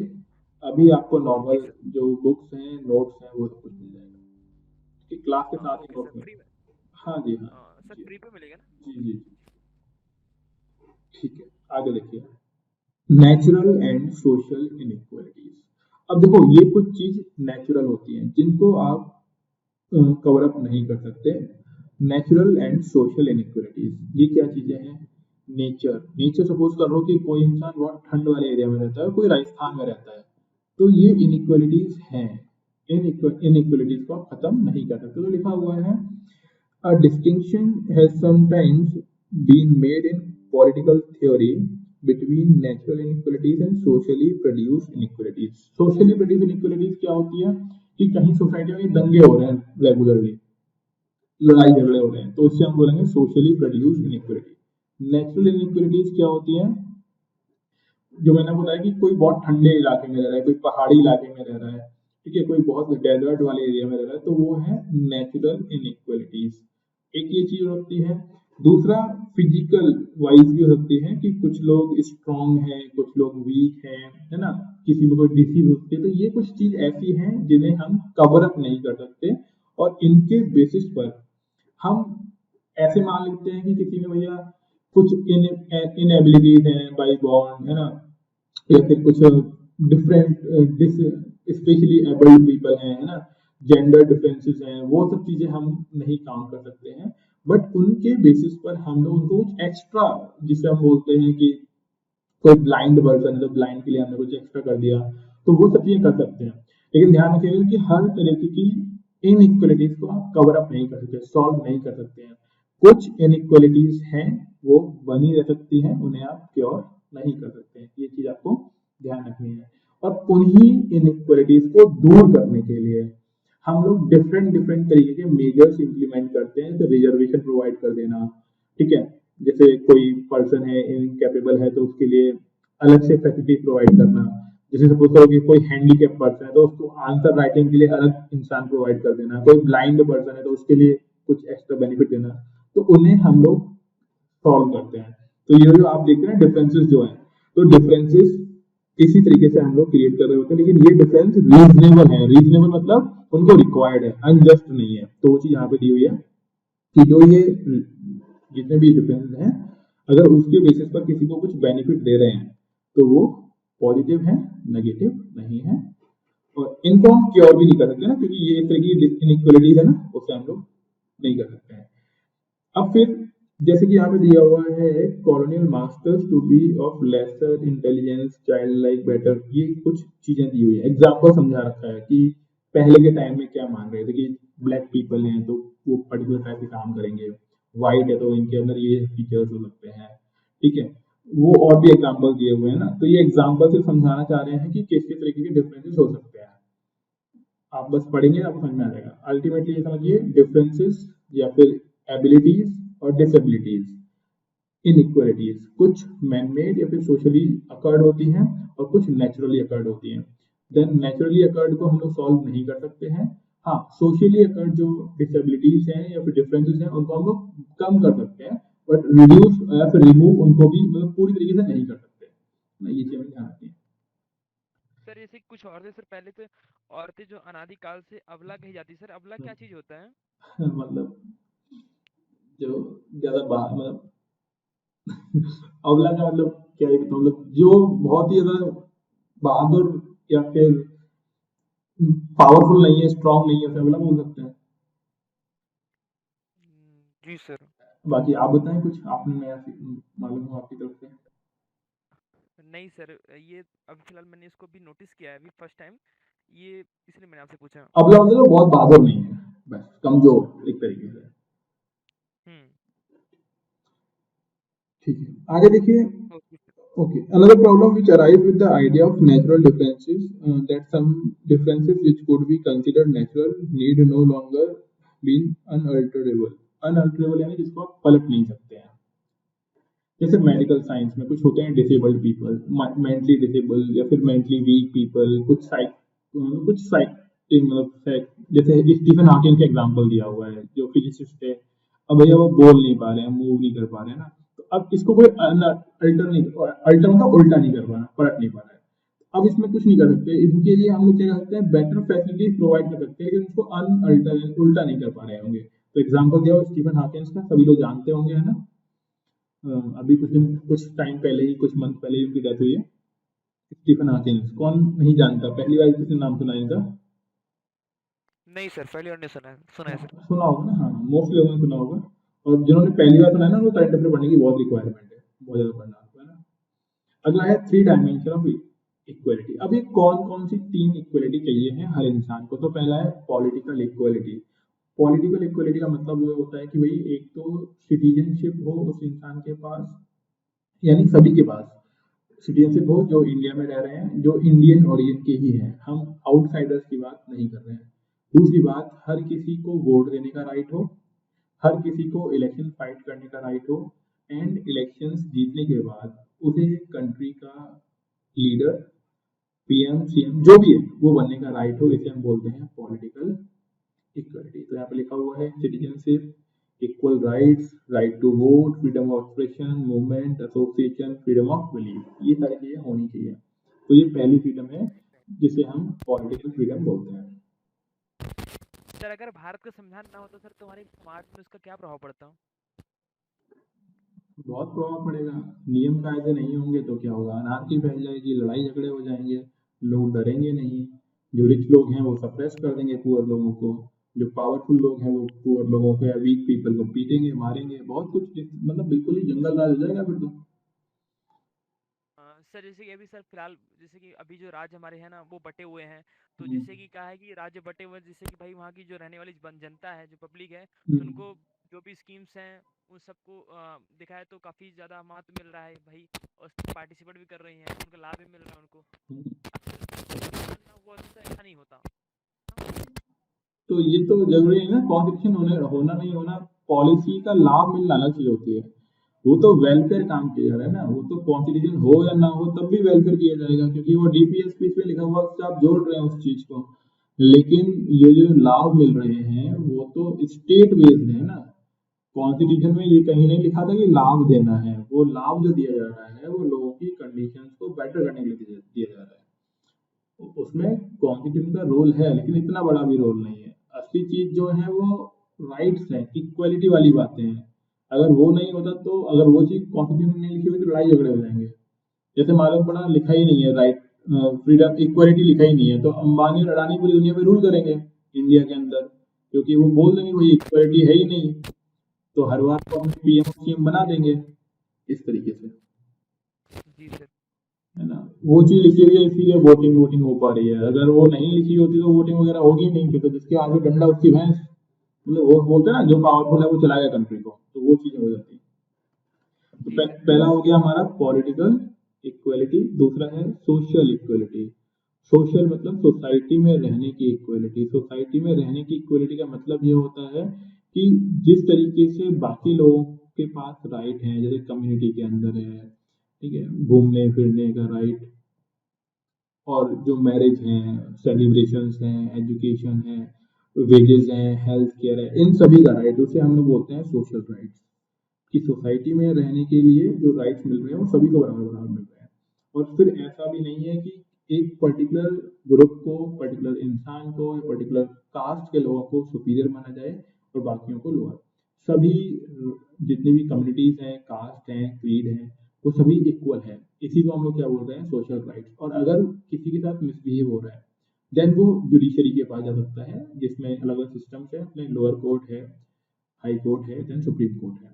तो इसे हम लोग बोलते हैं सोशल इक्वलिटी। अब सोशल इक्वलिटी मतलब वही है, जैसे मैरिज हो रही है तो किस तरीके से सेलिब्रेट करना है, बिलीफ्स हैं, रिलीजियस मूवमेंट्स हैं, ऑकेजन्स हैं, वो कैसे मनाए जा रहे हैं, तो उसमें सभी को सिमिलरिटी, इक्वलिटी मिली हुई है। जहाँ नहीं मिल पाएगी वहाँ दिक्कत है।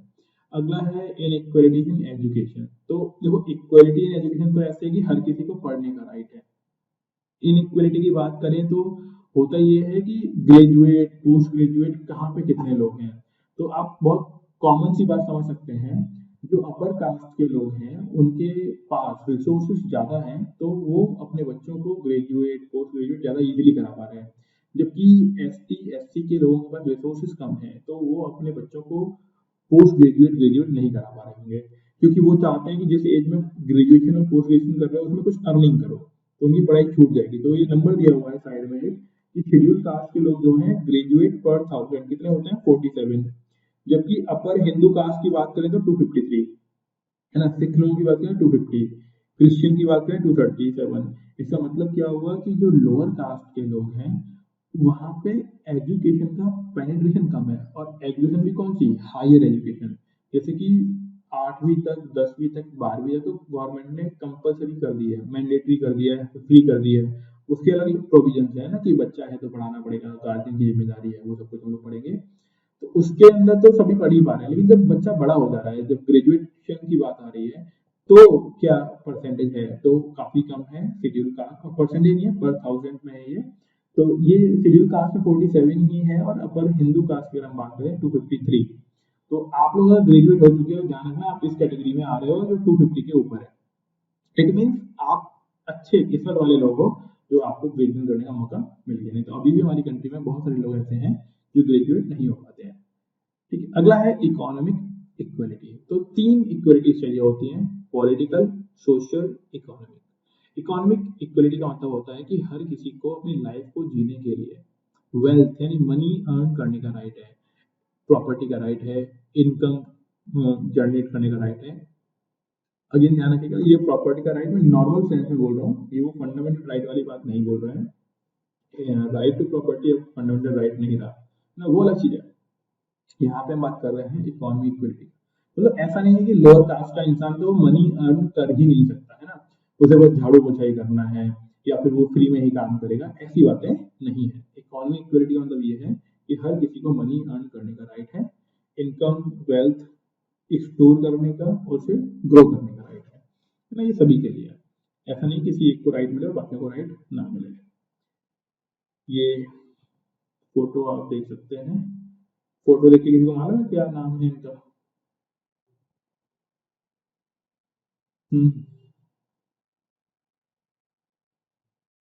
No idea.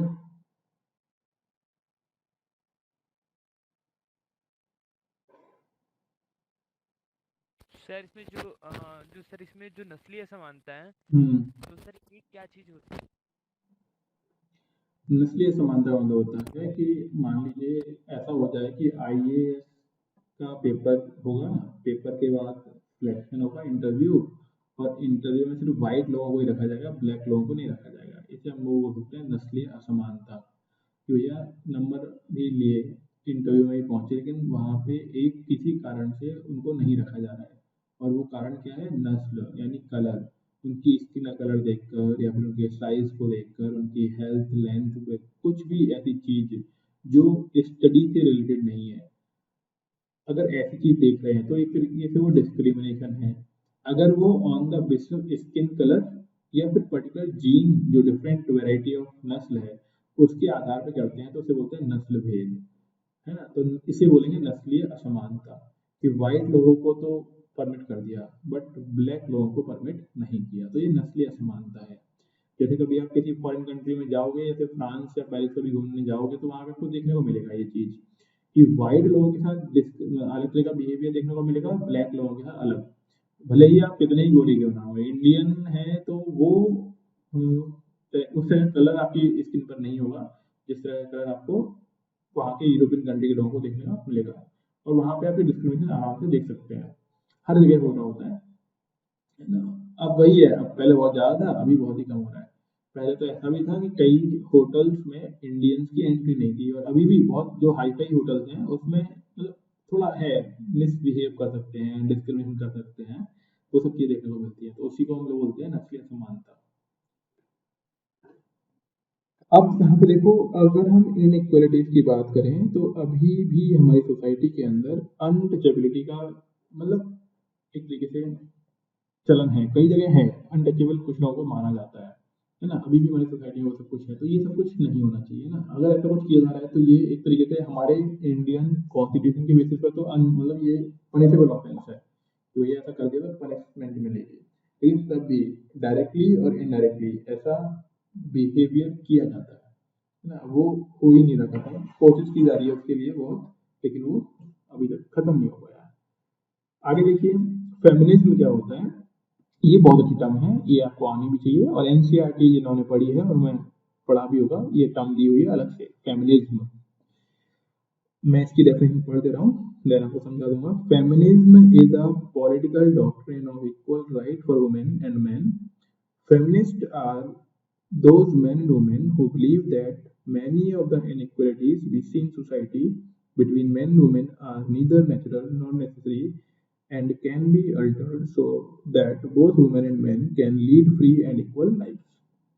कहने वाली बात यह है कि फेमिनिस्ट वो लोग होते हैं जो फीमेल्स के लिए इक्वल राइट की डिमांड करते हैं, फीमेल्स के लिए, ध्यान रखिएगा।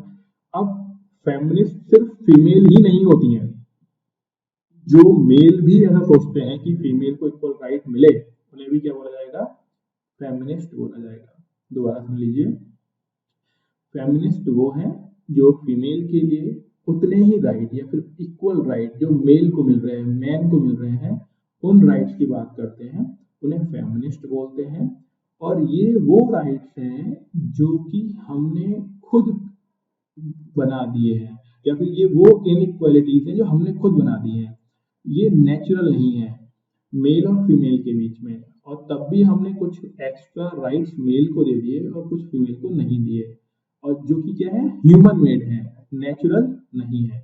अगर नेचुरल होंगे तो अलग बात है, तो उनको हम अनअल्टर्ड नहीं कर सकते, बट जो मैन मेड है या फिर जो सोसाइटी ने क्रिएट कर दिए हैं, वो डिफरेंसेस नहीं होने चाहिए, इक्वल राइट मिले, इक्वल लाइफ हो और इक्वल तरीके से जिए, उन्हें हम लोग बोलेंगे फेमिनिस्ट। और ये फेमिनिस्ट मेल भी हो सकते हैं, फीमेल भी हो सकते हैं। एक बार मैंने बोला क्लास में तो कुछ बच्चे आ गए, मतलब कुछ ऐसे लड़के, उन्होंने बोला कि नहीं सर फेमिनिस्ट सिर्फ फीमेल होती है, तो ध्यान रखिएगा, नहीं, फेमिनिस्ट कोई भी होता है, मेल भी और फीमेल भी, ठीक है। और एनसीईआरटी में भी गिवन है वाली चीज, तो आपको ध्यान रखना है। अब ऐसा क्यों सोचना पड़ गया हम लोगों को कि फीमेल को मेल के बराबर राइट देना है, तो क्योंकि हमारी जो सोसाइटी है वो पैट्रियार्की सोसाइटी है। पैट्रियार्कल सोसाइटी का मतलब होता है जहाँ पे मेल यानी फादर डोमिनेट करता है, उसे बोलते हैं पैट्रियार्कल सोसाइटी। और इसीलिए हम ये मान के चल रहे हैं कि जितने राइट्स मेल के पास हैं उतने ही राइट फीमेल के पास भी होने चाहिए, तभी सोसाइटी क्या हो सकती है, फेमिनिस्ट हो सकती है, और जेंडर इनइक्वालिटी ना हो। क्या बोलेंगे इसको हम लोग, जेंडर इनइक्वालिटी ना हो। क्लियर, बात समझ आ गई आपको? ठीक है, अभी बताना चाह रहा है कि ये डिफरेंसेस कहाँ कहाँ देखने को मिलते हैं। ये हमें नॉर्मल अपने घर में देखने को मिल सकते हैं, जैसे कि खाना बनाने का काम है, कपड़े धोने का काम है, बर्तन धोने का काम है। हम मान लेते हैं कि डोमेस्टिक वर्क करना फीमेल का काम है, आउटसाइड द हाउस जो काम करने वो मेल करेगा। तो ये किसने डिसाइड किया? ऐसा तो कहीं नहीं लिखा हुआ है बर्तनों पे कि भाई बर्तन सिर्फ फीमेल ही साफ करेंगे या फिर खाना सिर्फ फीमेल ही बनाएंगे, ना, वो तो कहीं लिखा हुआ नहीं है, वो चीज ऐसे है भी नहीं। लेकिन तब भी सोसाइटी ने कुछ चीजें डिसाइड कर लिया है, तो इसी को हम लोग बोलते हैं कि ये जो डिसीजन या फिर जो चीजें डिसाइड कर ली गई है वो सही नहीं है। और ये क्यों डिसाइड कर ली गई, किस बेसिस पर? क्योंकि हमारी सोसाइटी जो है वो पैट्रियार्कल सोसाइटी रही है, फादर यहाँ पे डोमिनेट करता रहा है, father in the sense male, और इसीलिए हमें फीमेल को भी उतने ही राइट देने की रिक्वायरमेंट है जितने की मेल को मिले हुए हैं। और जो लोग भी ऐसा सोचते हैं वो लोग फेमिनिस्ट कहलाते हैं। ठीक है, तो ये हो गया फेमिनिस्ट का। और वही है, जेंडर इनइक्वालिटी को खत्म करना है, क्योंकि जब तक जेंडर इनइक्वालिटी खत्म नहीं होगी तो सोसाइटी तो वैसे ही आधे गड्ढे में रहेगी, तो उसको भी दूर करना है। अब कुछ पर्सन थे जैसे मार्क्स, तो मार्क्स का हमने पढ़ा था कि लिबरलिज्म को सपोर्ट कर रहा है। लिबरलिज्म क्या होता है कि सोसाइटी में जो प्रॉपर्टी है या फिर जो मनी है उसका इक्वल डिस्ट्रीब्यूशन कर दो, और ये अगेंस्ट हैं प्राइवेट प्रॉपर्टी के, जैसे प्राइवेट ओनरशिप बोलते हैं। क्योंकि इनका मानना ये है कि जो रिच लोग हैं ना वो इसलिए रिच हैं क्योंकि पुअर लोग जो वर्कर हैं उनके लिए काम करते हैं वो ज़्यादा, और जो वर्कर ज़्यादा काम कर रहे हैं और उनको पूरा प्रॉफिट नहीं मिल पा रहा है ना, तो इसीलिए ये चाहते हैं कि जो वेल्थ है वो वेल्थ का डिस्ट्रीब्यूशन हो जाए बिटवीन द वर्कर्स। तो उन्हें बोलते हैं एक तरीके से सोशलिस्ट पर्सन या फिर मार्क्सिस्ट, जो मार्क्स को फॉलो करते हैं। और ये चाहते हैं कि इकोनॉमिक इनइक्वालिटीज ना हो, क्योंकि अगर इकोनॉमिक इनइक्वालिटीज होंगी तो डिफरेंसेस हो जाएंगे, और डिफरेंसेस होंगे तो प्रिविलेजेस बढ़ जाएंगे, और प्रिविलेजेस बढ़ जाएंगे तो फाइट होगा, और फाइट होगा तो कंट्री ब्रेक हो सकती है, डिसइंटीग्रेट हो सकती है, टूट सकती है। वो चीजें मानते हैं कौन लोग, मार्क्सिस्ट। ठीक है, तो ये हो गया हमारा। देन सोशलिज्म, तो हम बात ही कर रहे थे सोशलिज्म की। सबसे बड़े जो इंसान जो इसके बारे में बात करते हैं वो मार्क्स हैं। तो सोशलिज्म एक पॉलिटिकल आइडिया है जिसका मतलब ये होता है कि जो इकोनॉमी जो कैपिटलिस्ट इकोनॉमी है, कैपिटलिस्ट का मतलब ये होता है कि सोसाइटी में कुछ लोग एक्सट्रीमली रिच हैं, बाकी लोग या तो एवरेज हैं या फिर पुअर हैं, उसे बोलते हैं कैपिटलिस्ट सोसाइटी। इनका मानना ये है कि कैपिटलिस्ट सोसाइटी ना हो, पूरी दुनिया में सोशलिज्म हो। सोशलिज्म यानी प्रॉपर्टी एंड वेल्थ का equal distribution between the people, तो इसे बोलते हैं सोशलिज्म। क्या सोशलिज्म अच्छा है? क्या हमें फॉलो करना चाहिए सोशलिज्म? ये इसका आंसर बहुत आसान है, जिन्होंने भी एनसीईआरटी पढ़ी है उनको मालूम होगा। और जहाँ पे मैंने कुछ लोगों को पढ़ाई की एनसीईआरटी, तो वहाँ पे मैंने एक्सप्लेन किया था कि सोशलिज्म की स्टार्टिंग में, अच्छा पहले तो आप बताइए, किसी को आइडिया है सोशलिज्म एक अच्छा कॉन्सेप्ट है खराब? सर अच्छा कॉन्सेप्ट। अच्छा कॉन्सेप्ट है, बताएं कैसे?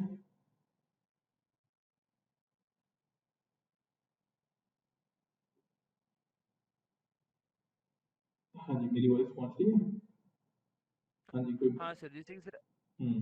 सर ये समाजवाद के पक्षधर पूरी तरह से बाजार के खिलाफ तो नहीं होते हैं, लेकिन वे शिक्षा और स्वास्थ्य सेवा जैसे आधारभूत क्षेत्रों में सरकारी नियमन, नियोजन और नियंत्रण का समर्थन जरूर करते हैं।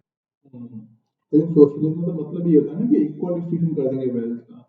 तो जैसे कि ऐसे हम लोग डेमोक्रेटिक कंट्री है, तो पहली बात तो हमें ये समझना चाहिए कि सोशलिज्म में डेफिनेटली कुछ कमियां होंगी, इसीलिए हमने सोशलिज्म को नहीं अपनाया। अगर सोशलिज्म बिल्कुल अच्छा होता ना, तो इंडिया भी सोशलिस्ट कंट्री ही होती।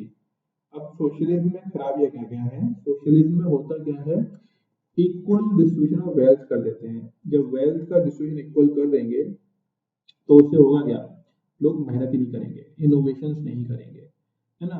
लोग हार्ड वर्क नहीं कर रहे होंगे क्योंकि उनको लग रहा है कि मेहनत करें या ना करें, इक्वल अमाउंट ऑफ वेल्थ तो मिल ही जाएगा। तो इसमें होगा क्या, पहले कुछ लोग काम करना बंद करेंगे और धीमे धीमे ये होगा कि सोसाइटी में कोई भी काम ही नहीं कर रहा होगा। जैसे हमने पढ़ा था रशिया के अंदर, रशिया का सोशलिज्म, क्लास 9th या 10th की हिस्ट्री है, उसमें chapter Russian revolution and socialism वाला चैप्टर, तो उसमें दिया हुआ है कि जब लेनिन ने स्टार्ट किया, लेनिन जानते हैं, नाम सुना होगा आप लोगों ने। तो जब लेनिन ने स्टार्ट किया तो कुछ लोगों ने इसका अपोज किया कि यार हमें नहीं चाहिए, लेकिन तभी उन्होंने इम्पोज कर दिया कि सभी को सोशलिज्म फॉलो करना है। तो कुछ टाइम बाद हुआ ये कि ग्रेन्स की ही कमी पड़ गई, क्योंकि फार्मिंग में लोगों को मालूम था कि यार फार्मिंग करें या ना करें, जितना भी ग्रो होगा तो सब में इक्वल बटेगा ही बटेगा।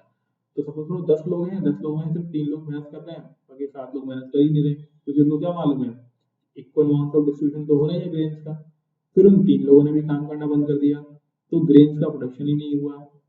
प्रोडक्शन ही नहीं हुआ तो खाने के लिए ग्रेन्स ही नहीं रहे, तो उससे क्या हुआ, कॉन्फ्लिक्ट और बढ़ गया। तो सोशलिज्म एक हद तक ही ठीक है, लेकिन हम अगर 100% सोशलिज्म की बात करते हैं या फिर सोसाइटी में पूरी तरीके से सोशलिज्म को डेवलप करना है, तो ये थोड़ा हार्मफुल है।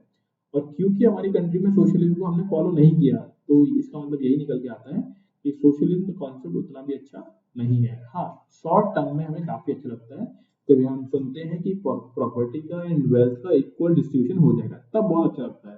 लेकिन लॉन्ग रन में हमें मालूम पड़ता है कि नहीं, इसमें बहुत सारी कमियां हैं। जैसे जैसे मान लो अगर सोशलिज्म ही होता तो कोई भी अंबानी नहीं बन पाता, इतनी बड़ी कंपनी खड़ी नहीं हो पाती जिससे कई लोगों को जॉब मिल रही है ना। बहुत सारा जीडीपी में कंट्रीब्यूट कर रहे हैं हम लोग, है ना। जितनी भी बड़ी कंपनीज दिख रही हैं, सोशलिज्म होगा तो ये ग्रो हो ही नहीं पाएगा, क्योंकि वहां पे हर किसी को क्या लगता है कि यार फिक्स अमाउंट ऑफ इनकम तो मिल ही रही है ना, फिर इतनी मेहनत क्यों करनी है। ये उसी तरीके से है जैसे आपको एग्जाम में मालूम हो कि 90% नंबर तो आ ही जाएंगे, तो पढ़कर नहीं जाओगे, फिर कोई भी पढ़कर नहीं जाएगा, तो उससे क्या होगा, कंट्री का बेस वीक हो जाएगा। तो वही चीज सोशलिज्म के साथ है। ठीक है, तो यहाँ पे कुछ नाम दिए हुए हैं राम मनोहर लोहिया का, जो सोशलिस्ट थिंकर हैं और सोशलिस्ट चाहते हैं, लेकिन ध्यान रखिएगा ये वो 100% सोशलिस्ट नहीं चाह रहे हैं। ये बस इतना चाह रहे हैं कि कोई भी इंसान एक्सट्रीमली पुअर ना हो, इकोनॉमिक इनइक्वालिटीज बहुत ज्यादा ना हो, है ना, बेसिक नीड्स फुलफिल हो जाए लोगों की, उसके लिए बात करते हैं लोग। अगला है how can be promote equality, हम लोग इक्वलिटी को कैसे प्रमोट कर सकते हैं। ठीक है, तो पहली बात हमें ये समझना चाहिए कि भाई इक्वलिटी डिजायरेबल है। अगर आप इक्वलिटी नहीं देंगे तो एक ना एक दिन तो ऐसा आएगा जब कॉन्फ्लिक्ट हो जाएगा, लड़ाई झगड़े हो जाएंगे, और उस कॉन्फ्लिक्ट से अगर बचना है तो इक्वलिटी तो देनी ही पड़ेगी, है ना। और वो इक्वलिटी जरूरी भी है। इसके लिए हमने पढ़ा था एक चीज पढ़ी थी हमने, prudential reason and moral reason. किसको मालूम है क्या होता है ये prudential reason and moral reason?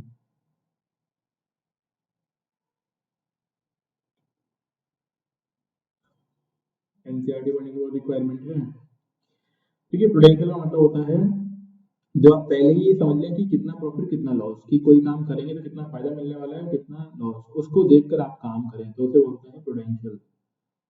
Moral क्या है कि जो बहुत पावरफुल है उसका ये मोरल मतलब एक मोरल ड्यूटी या फिर मोरल ऑब्लिगेशन होना चाहिए कि वो जो वीक है उसकी हेल्प करे, ना कि उसको सप्रेस करे। तो इन दोनों चीजों को ध्यान रखते हुए हमको ये मानना चाहिए कि हमें सोसाइटी में इक्वालिटी को प्रमोट करना है, ठीक है, ना कि इनइक्वालिटीज। और ध्यान रखिएगा जहां भी हम बात करते हैं इक्वालिटी का तो मतलब वहां पे ये है कि प्रिविलेजेस नहीं होने चाहिए और इनइक्वालिटीज नहीं होनी चाहिए। प्रिविलेज यानी extra benefit for someone on some certain grounds, मतलब कुछ बेसिस पर उनको एक्स्ट्रा केयर नहीं मिलनी चाहिए, वो मिल रही है तो गड़बड़ है।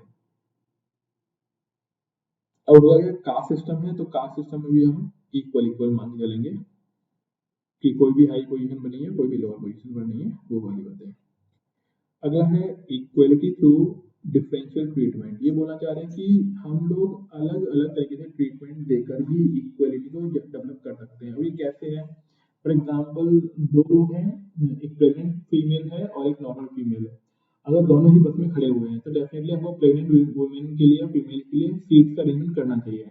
तो यहाँ पे हम ट्रीटमेंट डिफरेंट कर रहे हैं, लेकिन वो ट्रीटमेंट डिफरेंट इसलिए किया जा रहा है क्योंकि उसको इक्वलिटी दिलाने के लिए, क्योंकि वो अनेबल टू स्टैंड, मतलब खड़े होने में दिक्कत है उसको, है ना, खड़े रहना पाना बहुत मुश्किल है।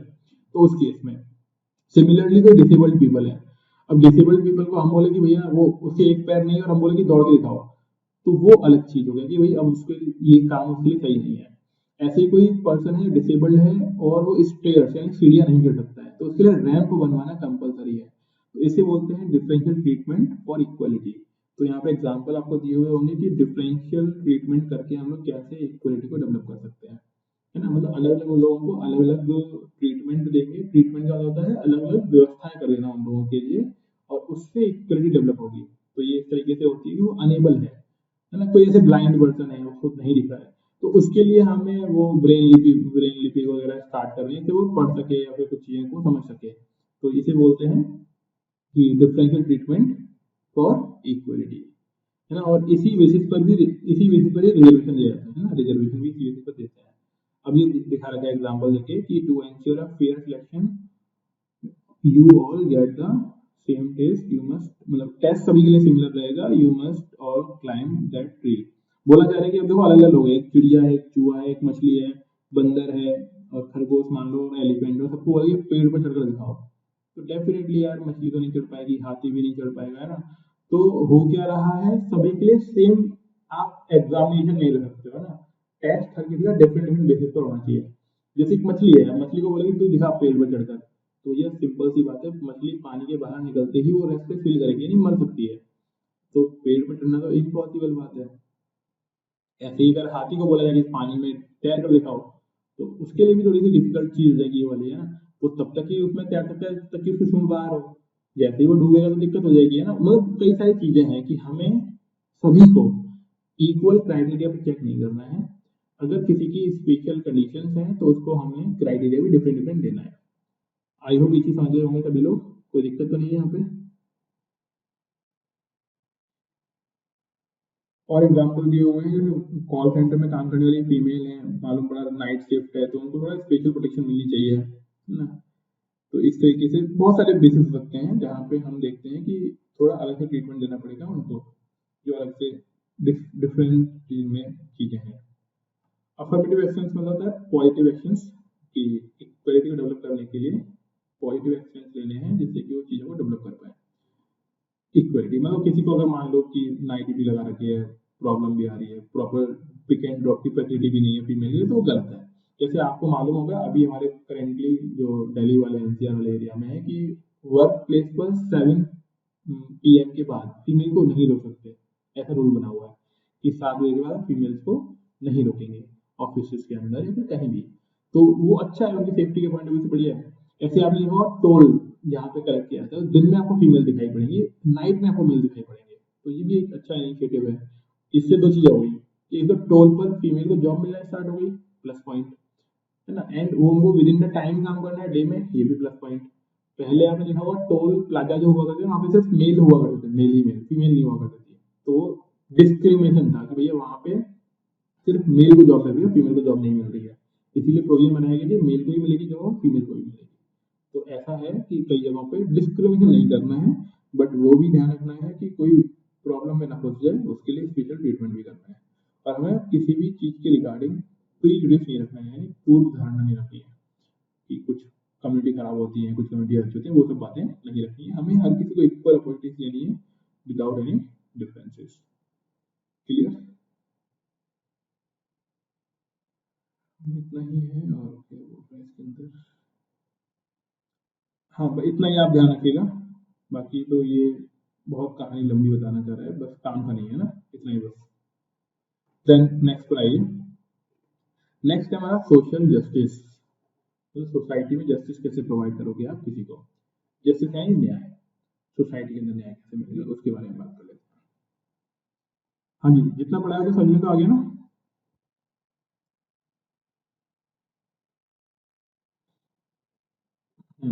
और ये एनसीईआरटी पढ़नी है आपको, पहली जो बेसिक आपकी अंडरस्टैंडिंग बनेगी ना वो इसी से बनेगी, एनसीईआरटी से। तो थोड़ा पड़ेगा। अब जस्टिस का सिस्टम क्या है पहले मैं आपको समझा देता हूँ। जस्टिस की रिक्वायरमेंट क्यों पड़ी है। जब पुराने टाइम की बात करते हैं, जब समाज के अंदर कबीला हुआ करता था, कबीले, तो कबीले में एक पावरफुल इंसान हुआ करता था, वो डिसीजन दे रहा है, मतलब वो न्याय कर रहा है लोगों के साथ। धीमे धीमे ग्रुप बढ़ गए, बड़े हो गए, और फिर हमारे यहाँ पे प्रॉपर न्याय तंत्र की जरूरत पड़ी, और न्याय और अन्याय कैसे माना जाएगा उसके लिए कुछ नियम बना दिए गए। और उन नियमों का जो पालन नहीं कर पा रहा है, उस आधार पर फिर उनके लिए सजा का प्रावधान किया गया, और सजा कौन देगा उसके लिए जस्टिस सिस्टम बनाया गया। अगर हम वर्तमान समय की करंट टाइम की बात करें तो इंडिया में जुडिशरी का सिस्टम है वो इस तरीके से है कि लोअर लेवल पर, सबसे लोअर लेवल पर लोअर कोर्ट मिल सकते हैं आपको, जिन्हें हम लोग सेशन कोर्ट के नाम से भी जानते हैं दूसरे टर्म्स में।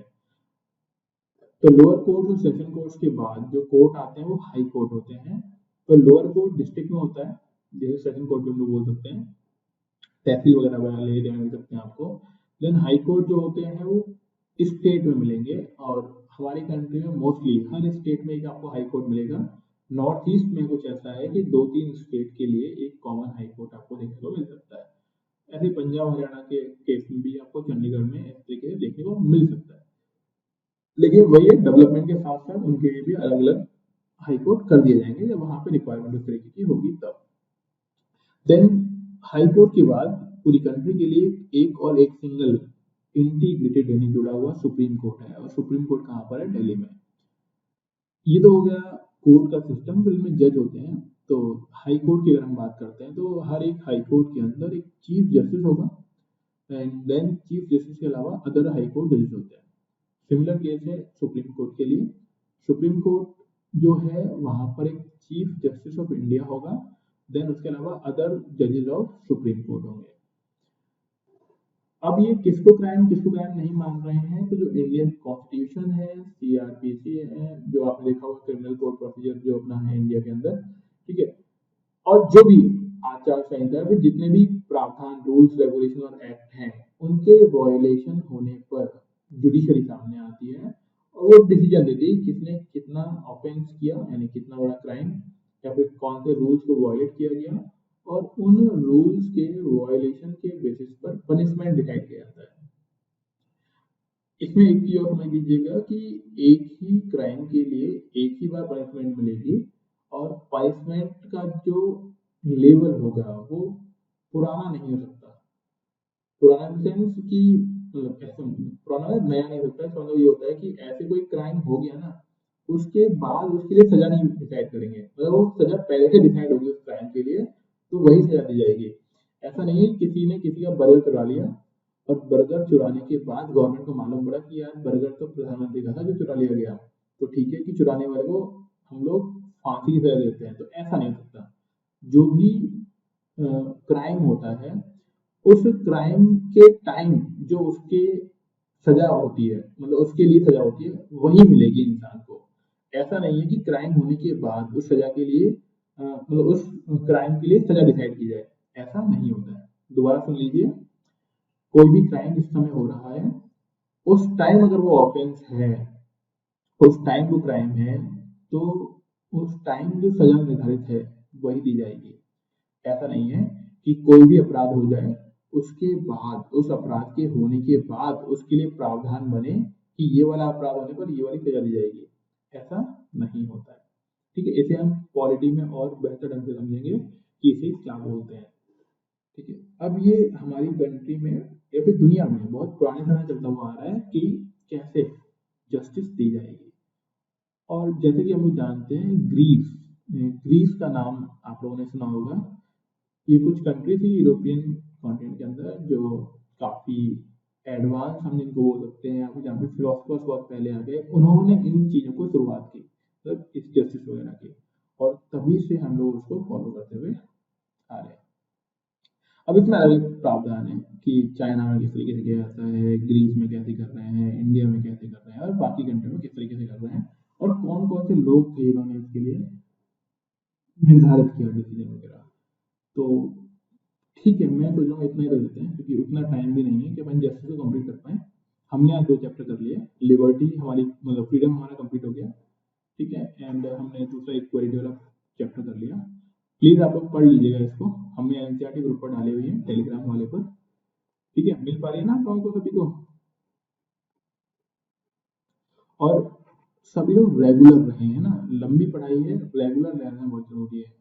तो आप जो भी सर मुझे सीसैट का नहीं मिला, आप सेंड कर दीजिएगा ग्रुप पे। जी मैं सेंड कर दूंगा। Okay sir. तो जितने भी सीरियस है ना वो लगातार जुड़े रहें, कभी आना कभी जाने में बड़ी दिक्कत आएगी। और मैं ऐसा भी नहीं बोला, देखो कहीं भी पढ़ो बट लगातार पढ़ो। होगा क्या, आप भटकते रहेंगे तो उससे नुकसान है। यहाँ पढ़ें कहीं पढ़ें दुनिया में, बस आप लगातार पढ़ें, क्योंकि चीज़ें हर जगह सेम होती है। हम होता है बेस्ट ढूंढते रहते हैं, बेस्ट क्या है, और बेस्ट कोई भी चीज़ होती नहीं है। निकल जाने के बाद मालूम पड़ता है पुराना वाला बेस्ट था। ठीक है, तो ये चीज़ ध्यान रखिएगा। इसके ऊपर कहानी भी है कि एक इंसान को बोला गया कि सबसे अच्छा फूल ढूंढ के लेके आओ एक बगीचे में, तो सबसे अच्छे के चक्कर में, और उसने बोला कि एक बार इसको छोड़ दिया आप उसको दोबारा पिक नहीं कर सकते हो, दोबारा नहीं ले सकते, उठा सकते, तो उसे कुछ मिला ही नहीं। तो वो चीज़ ध्यान रखिएगा, जो मिल रहा है उसको बेहतर बनाएं, ना कि सबसे बेहतर के चक्कर में घूमते रहें, तो पूरा साल निकल जाएगा उस चक्कर में। ठीक है, तो मेरा कहने का मतलब ये है कि आप लोग रेगुलर रहें, पढ़ें, डाउट आ रहे हैं पूछें। ठीक है, तो आज की हम इतनी क्लास रखते हैं, थर्सडे से रेगुलर रखेंगे। थर्सडे से लेकर हम लोग 22 तारीख तक रेगुलर पढ़ाई करेंगे। तो आप लोग सभी रेगुलर आइएगा, मैं ग्रुप पर भी डाल दूंगा, और उस तक हम ये मान लीजिए कि हम लोग हमारा ये एनसीईआरटी वाला पार्ट तो कंप्लीट कर ही देंगे, और यूपीएससी का पॉलिटी वाला पार्ट स्टार्ट कर देंगे काफ़ी कुछ। ठीक है, तो थैंक यू, मिलते हैं नेक्स्ट क्लास में। सर हाँ जी। सर हम लोग का वो क्लास कब होगा सर? हाँ, आप लोगों का क्लास रखेंगे ना, वो कल रख लेते हैं, दिन में या फिर इवनिंग में। सर दिन में तो सर नहीं होगा सर। अच्छा, ठीक है, तो ऐसा करते हैं, मैं आपको क्वेश्चन आंसर भेज देता हूँ। ठीक है, ठीक है एक सर। बार की प्रैक्टिस कर लीजिएगा, फिर हम ठीक है किसी सर। दिन रख लेते हैं, किसी छुट्टी वाले दिन, जिस दिन आपकी छुट्टी हो मेरी भी छुट्टी हो। ठीक है सर। ठीक है।